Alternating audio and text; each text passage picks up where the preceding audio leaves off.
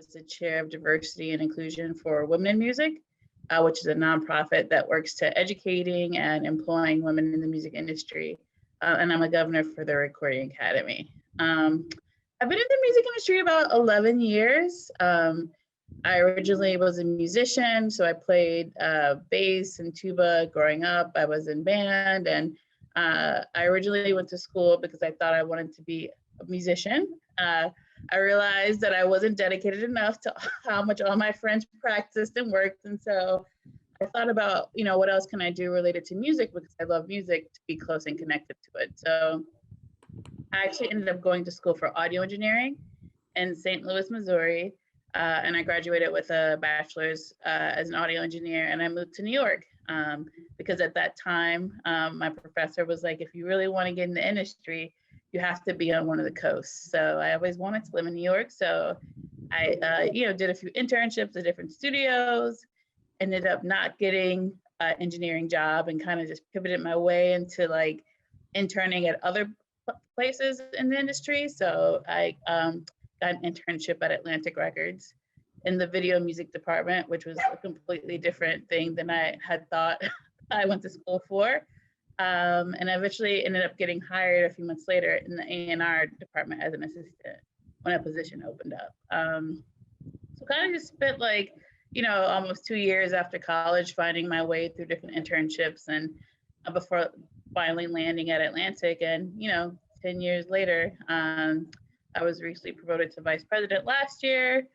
So long journey, but the thing that keeps me going is, getting into rooms that I don't see people that look like me. I don't see women. I don't see women of color in, and creating opportunity for, again, women of color and women. I like to focus on, if I do have an intern, I make sure it's a woman.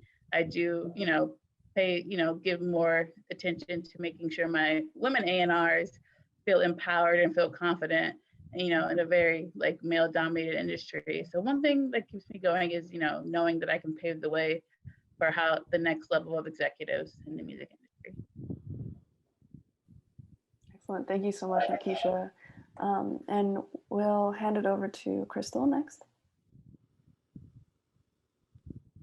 Hello, my name is Christal Jerez. I am from LA originally, and I am an audio engineer. I would say I've been doing it professionally for about 6 years, but I've been studying it since undergrad. So I did my undergrad at American University in DC, and I eventually moved to New York to do my master's at NYU. And while I was at NYU, I was simultaneously interning at a recording studio. And by the time I graduated with my master's, I was also a senior staff engineer at this recording studio. So I got my feet wet very much, and I was working on projects for Lil' Kim and Miguel, and that was great. I eventually moved on to be a mix assistant for Alex Tumay, and also got to work on some really big projects for Party Next Door, Lil Keed, and others. And right now I am back in LA doing much of the same, of mixing, mastering, and doing sessions out here.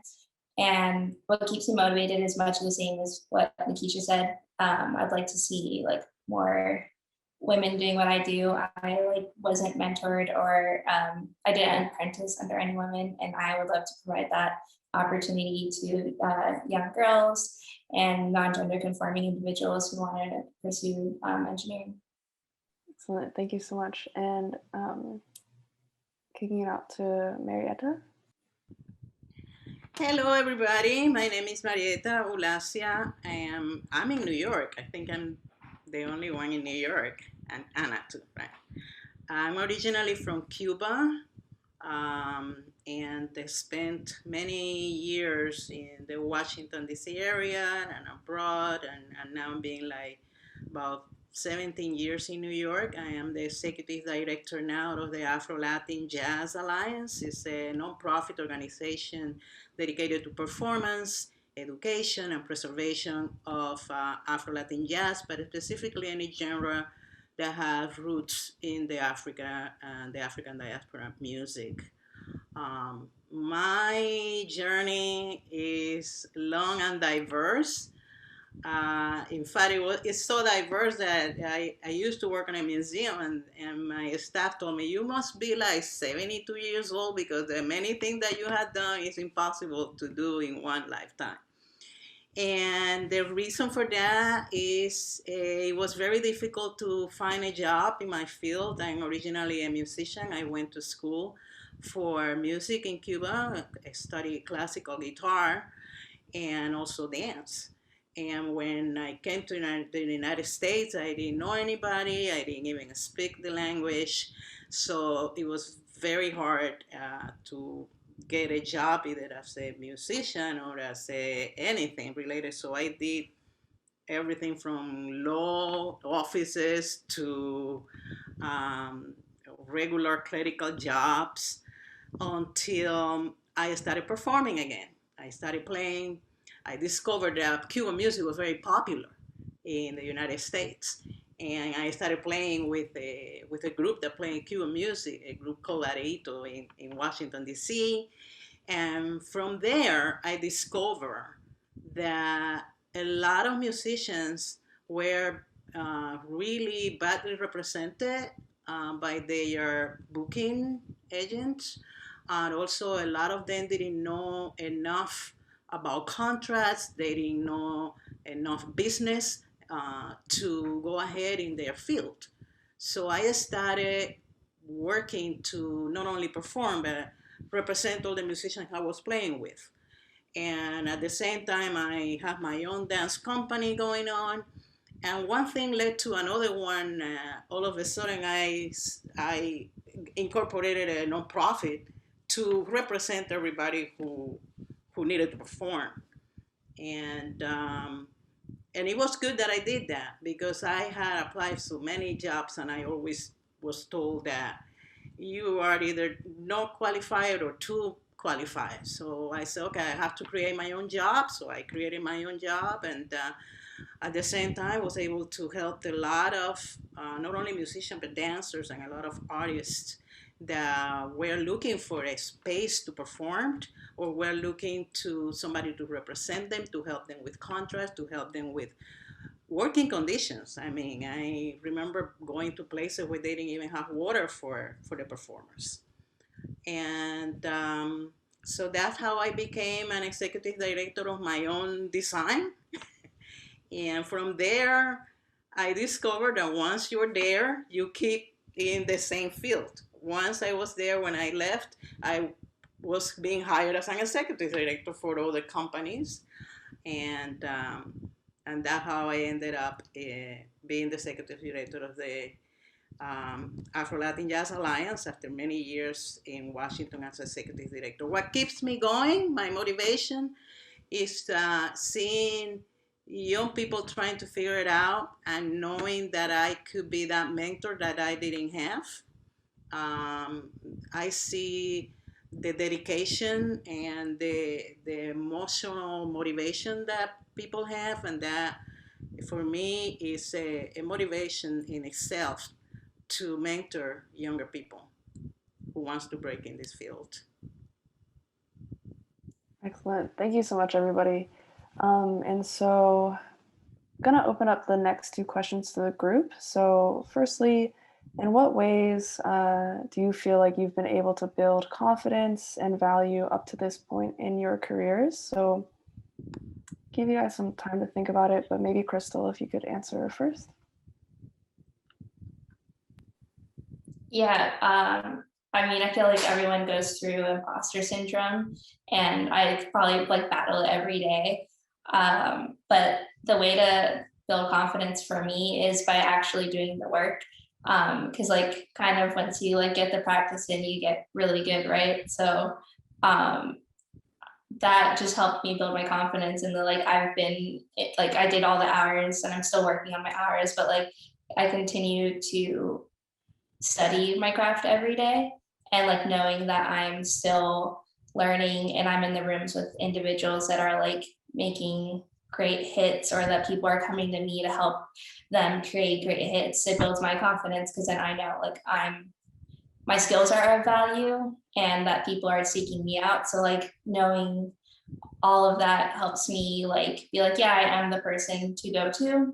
And it, like I spoke on this before, but like building confidence and like stepping in the room at a recording studio, especially when you're the only woman, it doesn't come easy, but it's through that knowledge of being talented and like having done the experience that helps like me walk in a room with that confidence. I think for me, what helped build my confidence was that because early on I noticed that like there was just a lot going on at the label, just learning as much as I could about other departments and learning as much as I could about the actual business. So I could like know the language when people were speaking about deals and certain procedures and certain things you do when you're recording music. Because it was really easy to like, you know, when I hit my third year of being an assistant and I'm seeing other people be promoted, yeah, I'm still being an assistant. It's kind of easy to doubt yourself. You see other people moving up at a faster pace than you are. But what that has taught me is that like to really like learn the business and learn the process and make yourself as open to connecting with as many people as possible, because my journey has lasted, you know, 10 years and now I'm the source that everyone comes to for information. So it kind of like backfires when you become the source of knowledge. So just learning to like trust in yourself and learning as much as you can about your actual role or the people that you want to work with outside of what you actually do, and building up a network and a team, you know, a network as you grow that can grow with you. As an assistant, I made really great like relationships, not only as like working, but as friends with lots of our artists, lots of our managers, lots of the lawyers. I was just like a kind and friendly person on email, or like if we ever met in person, you know, very friendly in person. And I think those early relationships are kind of what like have helped me throughout my year, because when you need someone to respond to an email in a timely fashion, that doesn't always happen. But you know, if they're like more inclined because they know you've done like right by them in the past and been transparent when doing work, you know, that always helps. So I guess in short, just like learning as much as you can about the actual industry and your actual role can just help you when like a situation comes and you have to like use that language and speak to other people. For me, building confidence is about being adaptable. Being an immigrant, I naturally have to adapt to everything that is thrown my way. And also get things done. It is important to learn, as Nikisha said, as much as you can in your field, so you really feel that you know what you could do, what you can contribute, but also get things done, because confidence is built on accomplishments. And you need to accomplish something. Even if you fail, you already learned something that will help you in your next goal. So for me, it's getting things done, go do it, and do not procrastinate. Set your goals, go for them, and just do it. The more you do, the more not only you will feel accomplished and it will build your confidence, but other people will see it as well. Sometimes other people see it before you see it, and then they will give you confidence because they believe in what you're doing. So for me, I always said to everybody, just get things done. Don't tell me I'm going to try to do. Don't try, just do it. That's my advice. Awesome. So the last question from me before we kind of kick it out to other people is, what advice might you give to maybe some younger professionals that might be wanting to start building their foundations in this industry? It could be in your specific field or just things that you've noticed throughout the industry in general. I start with me? No. Whoever. No? The advice I would give young professionals is, as Nikisha said, learn as much as you can and trust yourself, set your goals, and go for those goals. Even if people tell you those goals are impossible, just set your goals and keep in that path until you accomplish something. Also, listen to, surround yourself with positive people and listen to some positive advice.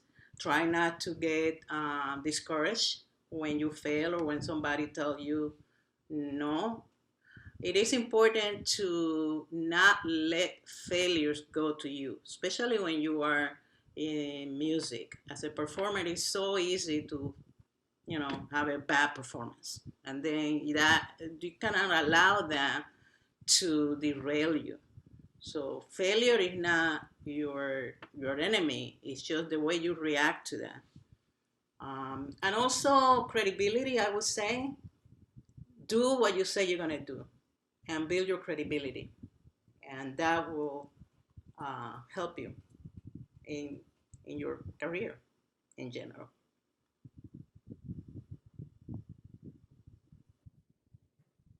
I would say, and I actually realized this when I thought back about how I wanted to get an internship in the music industry, and I started reaching out to studios like my junior year, knowing that I would graduate in 2 years. So as much as you can, like mapping out a plan for yourself, 3 months, 6 months, a year, what are your goals? What are you trying to hit? And hold yourself accountable. Even if like you don't get your dream entry-level position or your internship, shift the date. If it doesn't happen in 3 months, it could happen in 5 months. But make sure you hold yourself accountable. I think attending like Zooms like this is very helpful, like not only to connect with people who are already working in industry, but connecting with people who have a similar interest as you.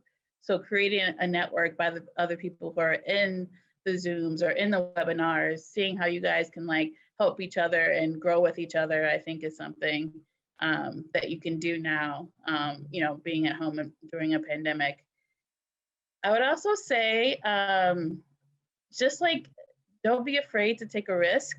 Don't be afraid to reach out to someone, and don't be afraid to follow up. Like if you DM somebody or you email someone and you don't hear back on the first or second time, maybe the third time is a charm, or maybe you need to like tailor your email a particular way for that person. I also recommend that when you do reach out to people and you're trying to connect in a professional way, say why you're reaching out to them. What about them? What value are you bringing to the situation?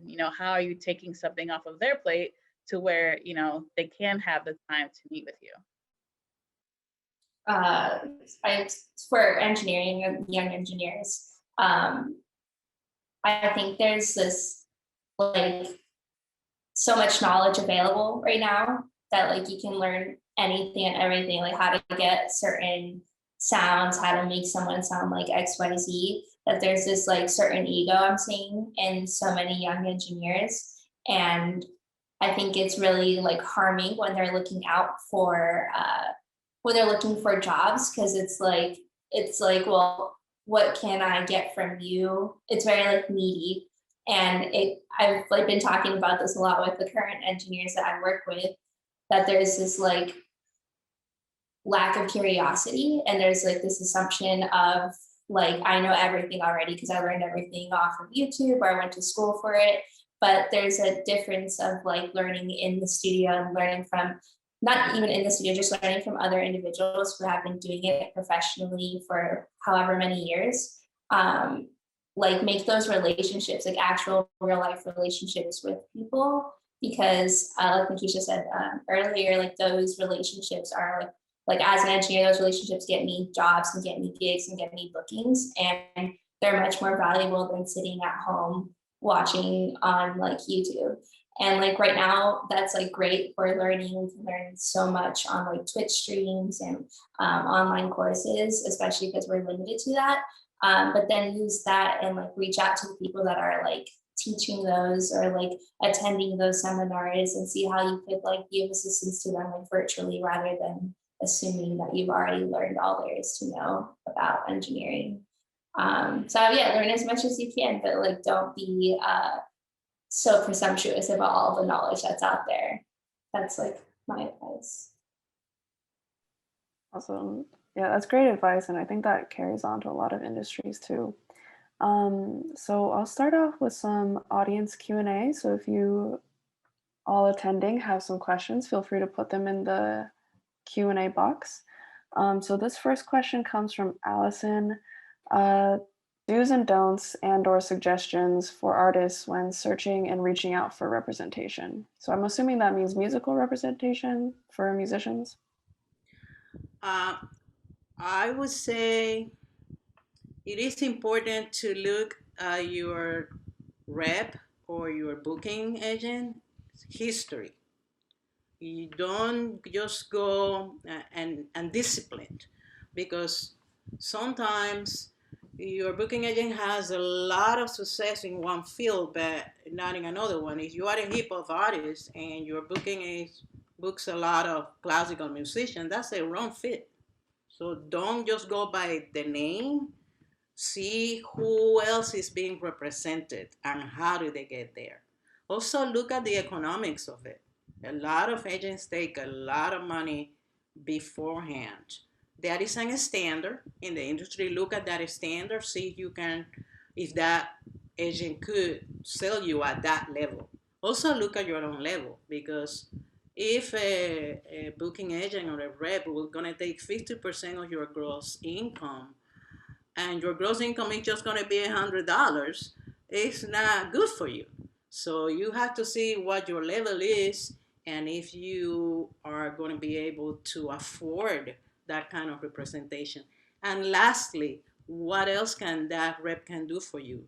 Not only booking, it has to be booking, it has to be a little bit of maybe management, a little bit of marketing, or at least if it doesn't do it directly, um, knows how to help you with that. And all the conferences that that person goes and showcases that it could sell what you exactly need to be sell. Sometimes you want to sell this particular ad and the booking agent is have more interest in selling something else because he's going to make more money with that. So look at the whole picture, not only at the name or the prestige of a rep agency. That's what I would say. I think those are all great points. And to stress what Marietta says, like, look at your level and make sure you really are ready to have an agent, to pitch to a record label. Yeah. You know, there are cases where you might meet someone who believes in you and does it out of passion, but also think about what you're bringing to the table. And if you're ready to have your music pitched, and also, you know, and be in that arena, because your rep or your label has so many other acts that are going to be in competition with you, you know, does the stage you're at right now make sense to go to them, or is it better for you to maybe put together your own team, have yourself a manager, an assistant who can help you build and grow to where you get to that point where you are ready for that bigger representation? Because typically the bigger representation, you know, they're there to make money, so they're looking at what you've sold or what you streamed or the amount of followers you have, the amount of views you have. So most cases, I always suggest to people, like you could reach out and say, hey, this is what I'm doing, but show them that you're doing the work and show them why you'd be a successful partner, and kind of build on your own as you look for people to help you grow, you know, in your music career. And I think you said something very valid, Nikisha, which is like, not only look at your level, but you have to look at this as a partnership. Not only what they can do for you, but what you could do for them. So it's a real partnership with your rep. Being an agency, being a person. That's excellent advice. So our next question is an anonymous one. What advice would you give to young people trying to break into the music industry who did not study a music-related subject in college? Well, you need all types of people in the music industry. So finance, HR, maybe you did sociology, maybe that could translate to HR, or like A&R. So I think you just have to be passionate about wanting to work in the music industry. And, you know, you might not have it on your resume and your background for it, but, you know, I know we do accept non-traditional interns who haven't gone to school for music. They just have a passion for music. So I think it's just about making the right connections and reaching out to people, confident in the skills that you already have. You know, and if you're an assistant to someone, a lot of it is doing your basic Excel, QuickBooks, emailing, skills that you probably already have. So I don't think it, matters so much on being musically inclined. I actually like to see resumes from people who haven't gone to, traditional music school, because it offers like a different voice and a different, viewpoint to the equation. Yeah, I think studying engineering in college, I did it, but like I don't think that's like necessary whatsoever. I think it's like a big money scam, really. But like if like for engineering or producing, like it's just do the work. That's all you really need to do. Like all of it's about going to the studio, showing up at like ridiculous hours, and just like asking questions, I think, is the most important thing I see from people that like want to learn. It's like there's people that show up and they say they want to learn, but they actually don't put in the work and aren't showing any sort of interest in the actual field that they want to pursue. But you can do it. You just have to like do your own research, put in extra hours, and see how you can make whatever skills you do have or whatever you did study in college apply to the field that you're interested in.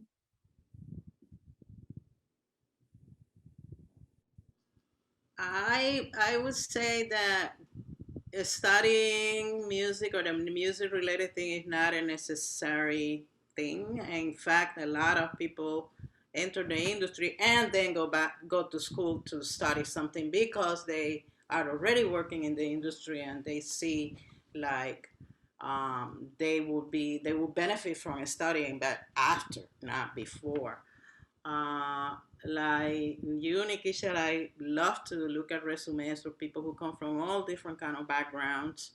And passion is the most important thing. Of course, you have to be passionate about the field in general. I work with a lot of people in my office who are not at all trained as musicians or any other music related field, but they have music experience because they just did it. And even unless you are a musician or a classical musician, even musicians sometimes are just people who play music and then they go and study music. In fact, I studied classical music for years in a conservatory, and then when I decided to start playing popular music, it's like that. The only thing that I could use from my previous study was technique, but the style was different, the audience is different, the way you reach to an audience. Now that I'm interested in jazz, it's like a complete new vocabulary. So it didn't help me spending 8 years reading music. Is even the language, the way to write it is completely different. But what it has not changed is the conviction that this is the field for me in whatever capacity. I'm now in administration because I'm now an executive director and I'm performing, but on the side, not really performing every day. And still, I'm convinced that I could not do this job in another field. I cannot be executive director of a social agency or of a factory. I can't do that. It has to be where the music is centered, where art is center driven by, is artist driven, the mission, and is always in support of artists, not only musicians, artists in general. So I think a passion is the most important thing. And don't think about that because a lot of people are their worst enemy. Like, oh my God, I don't have that background, therefore I cannot do it. It's no. You just want to do it, you just start connecting with people, networking to see what can you do to enter the field. As Nikisha said, there are many jobs that are managerial, administrative, that once you are inside, you're going to start meeting people, musicians, agents, recording engineers, and then you're going to learn a lot from them and see what is it that you are best at. Definitely. So thank you for that. And I think Gabriela has a question. I do. Hi again, everyone. I wanted to take a journey down like memory lane. So I think that a lot of artists and a lot of professionals, there is a fork in the road at some point in their career that you can either go down this path, and for you, it's like what you're doing right now, or there was another point that you could have taken a different path and been somewhere else. So I wondered if you could talk about a fork in the road that you've come across in your professional life in the music industry that led you to where you are today. It could have been something really recently, or it could have been something way back when that, you know, if you didn't take that turn, who knows where you would be right now. So I don't know, I'm interested to hear, you know, those forks in the road or those roadblocks that made you keep pursuing, you know, your music career.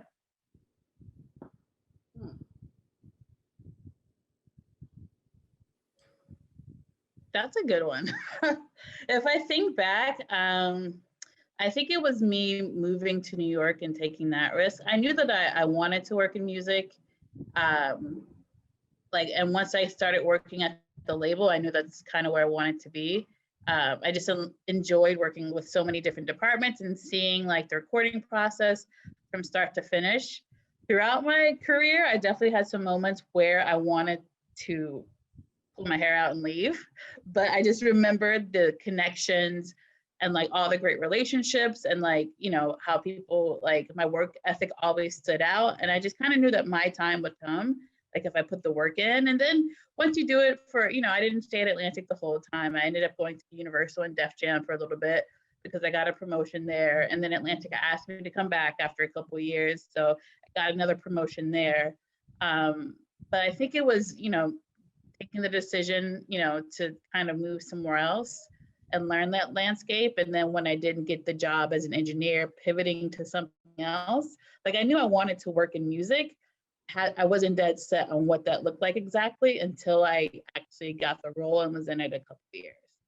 So I think we mentioned this a couple of times, each panelist, that just like being able to pivot and navigate and just trying to get the foot in the door. If you actually just, you know, if you're dead set on working in marketing and you get an opportunity in finance, take that finance job. Like, you know, being able to like kind of like have your expectations, like just be like fluid, you know, to kind of just get where you need to be.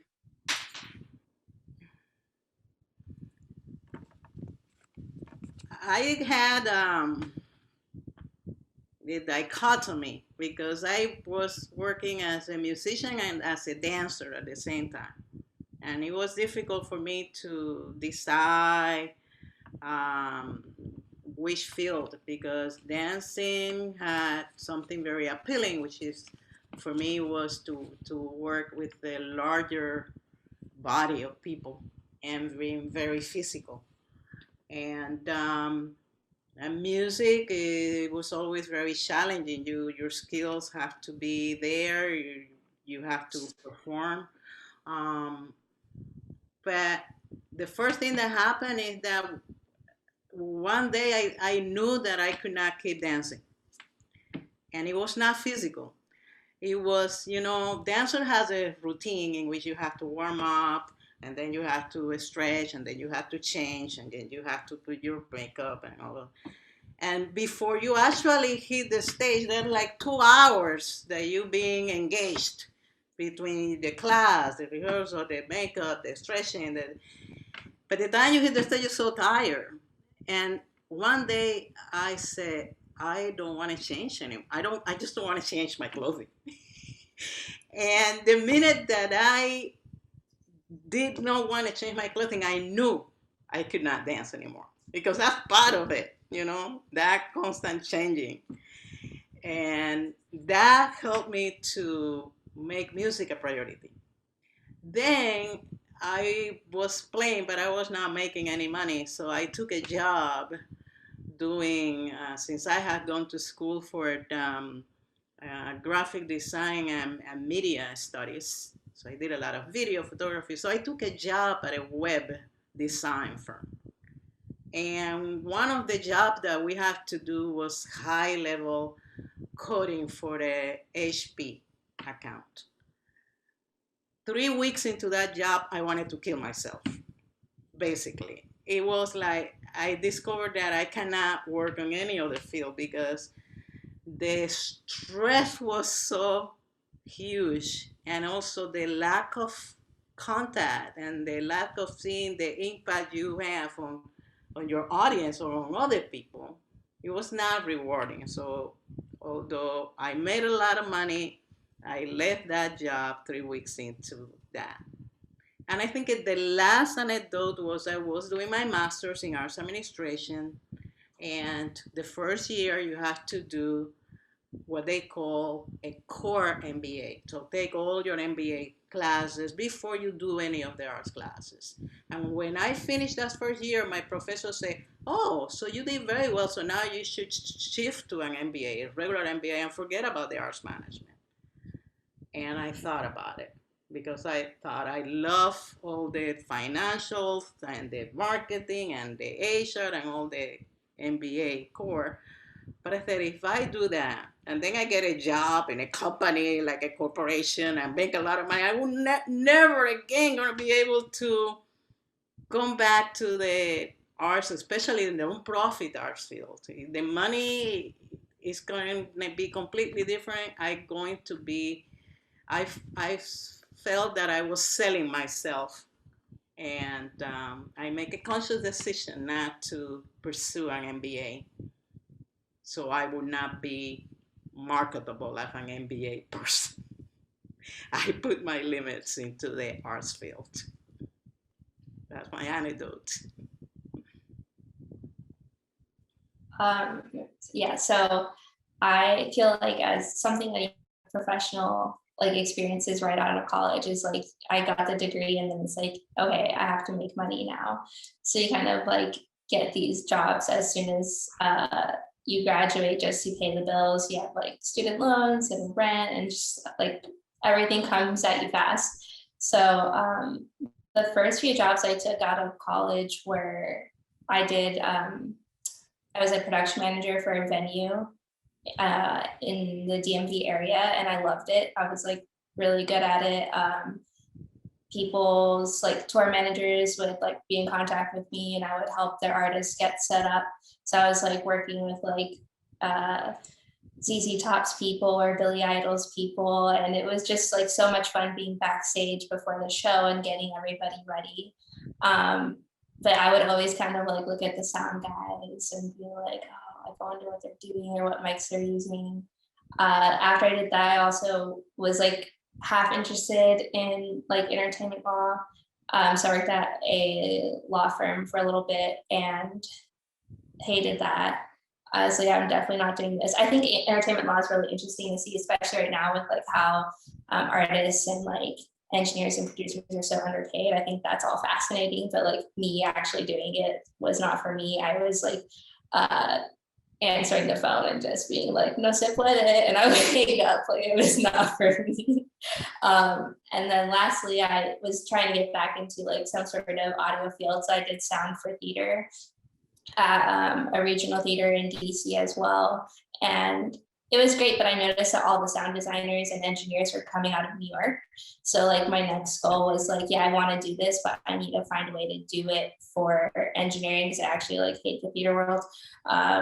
In terms of like, it just like everyone's energy is high level, and as like the audio engineer, I'm like very common in the background. So I was like, I want to get back into this, but I don't know how. So I moved to New York, and I knew the only way I could really finance that was like through like a master's program.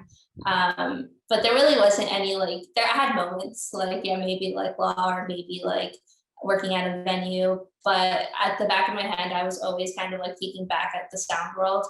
And there are days for sure where I'm like, I don't know why I do this. Everyone drives me crazy. My clients don't have any respect for like normal hours.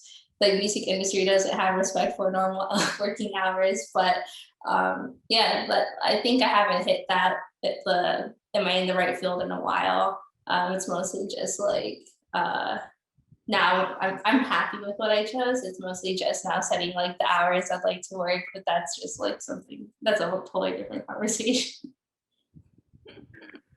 That's excellent. Thank you so much. That's yeah, really great to hear that turning point from all of you. I think it really, I think, you know, it resonates with everybody in a certain way.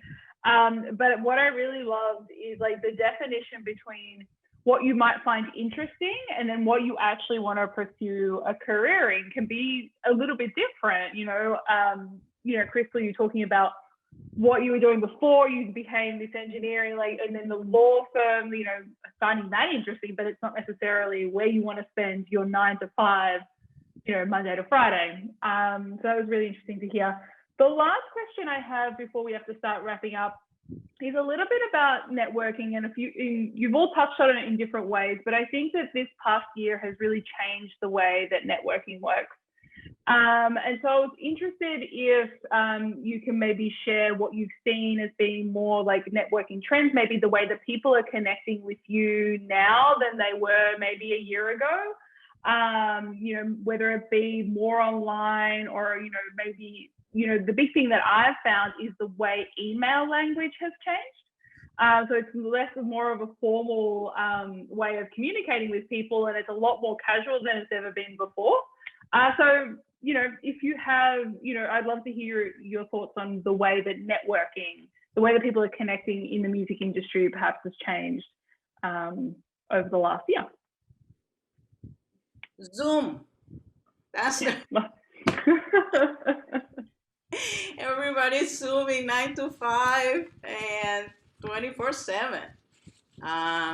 It is, I think after we go back, if we go back, it's still, I think people are going to take a break from it, but people are going to keep doing it. It's a way to connect that at least allows you to interact in a way that is a little bit more meaningful than social media. But I have to say that I was not a Facebook person, and now I am, because a lot of the things I have to announce them there, and then people respond, and once they respond, I need to respond, and it creates that kind of a network. But I'm glad I did reconnect with Facebook, because a lot of people that I have the opportunity to reconnect with them professionally are all there. Even people who are not very active are there, and it's an opportunity to reach out to them and see what everybody's doing, and, you know, and pick up the phone too, which is something that a lot of people, I actually don't, it's just, I don't want to do a lot of email. The email has a passivity to me in which you respond when you have time. And sometimes it's like, let's get engaged now.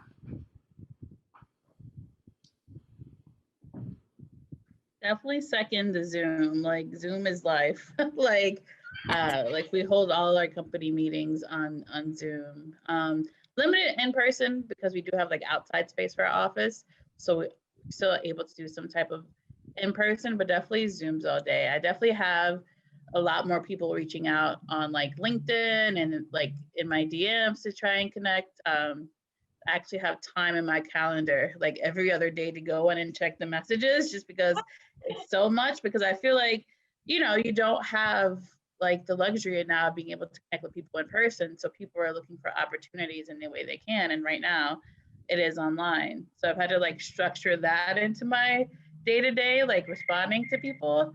I definitely would recommend though that if like you're initially reaching out to one, the first impression, definitely write a professionally tailored DM or email. Like I use emojis when I speak to my staff, but that's because it's like my staff and I have a rapport with them. But definitely, you know, make sure like it's tailored, it's professional. It's not like, hey, check this out, you know, like put some substance behind wanting to read the email and getting to know you. And figure out, you know, what value you're bringing to the table. Like, you know, you're requesting time from a busy person. What are you bringing to the table? Because we all want to like reach out and help people and like talk to people, but you have to think about it. Like, you know, a lot of people you're reaching out to do have 9 to 5s. They do have families. They do have other obligations. So what really sets you aside to like get them to have time with you? And don't take it personally if someone says no. Like, you know, remove all type of like feelings you might have, like, because the next person, you might get 10 no's before you get a yes, but it might be the right yes. I think I'm one of the rare breeds that has not, I think this is still like less than my 10th Zoom. I think I've only had 5 Zooms so far in the past year. So I feel really blessed, honestly. I was gonna say, so lucky. Oh my God.